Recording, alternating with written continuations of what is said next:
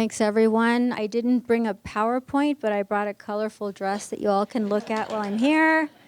And when you work with colorful people, you get colorful stories, so there you go. I also wanted to start out by thanking you, Kyle. At one point, you also, through the Word of Thanks campaign, helped us raise some valuable donations that really helped to serve many of our communities. So I just wanted to thank you for that as well. Yes.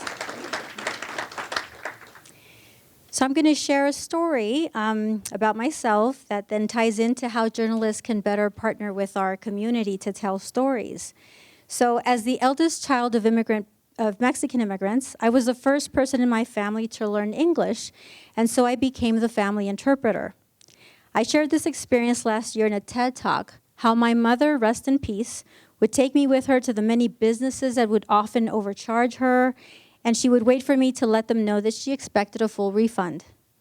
I even had to interpret at my own elementary school parent-teacher conferences, where I would sometimes have to tell on myself, as a teacher would ask me to tell my mom that I sometimes talked a little bit too much in class.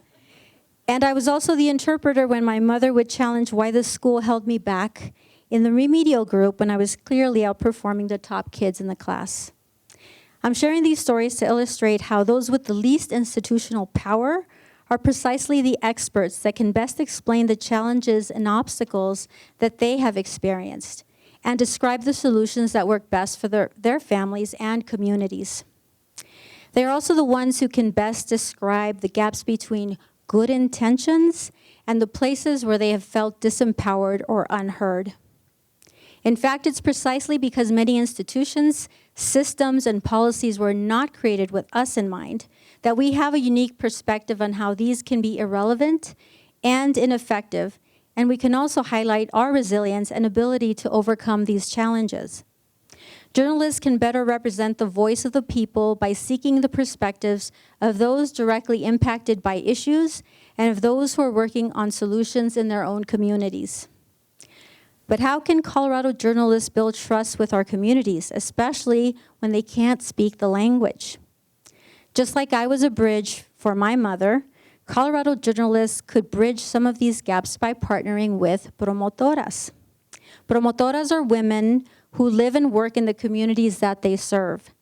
They share the unique experiences, struggles, and dreams of the community. Promotoras are a direct line of communication with the community, as well as messengers of issues that impact them. They have the credibility and respect of their community. The community will trust what they say over what is reported by the media. An example of this comes from the darkest days of COVID-19, when getting timely, accurate, trustworthy information to Spanish speakers became a matter of life and death. We went around the state and used the Promotora model to train people in community to disseminate information to farm workers and other non-English speaking Coloradans. Soon, Promotoras were producing informational videos about COVID-19 and uploading them on social media and sharing information on WhatsApp. Others would go door to door to deliver food, masks, and share information by word of mouth. And when vaccines became available, Promotoras were among the first to get vaccinated, and they shared their experiences with their neighbors, family, and friends. This was hugely important at a time when very little reliable information was reaching the Spanish-speaking community, not through traditional media, not through government channels, and when information from experts like doctors and public officials was not readily embraced by our community. But hearing this information from Promotoras motivated people to learn more and become vaccinated. A little bit in reference to my colleague here from Project Voice, a little off script, sorry. But because we are a direct line to community members came and told us they were worried about the air that they were breathing, children with nosebleeds, breathing problems, cancer.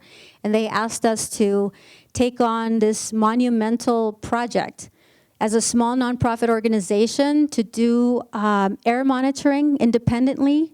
And so that is historic, and especially for a small woman of color-led nonprofit. There were 6 of us at the time doing statewide work, and now the work of state, local, and federal government at the same time.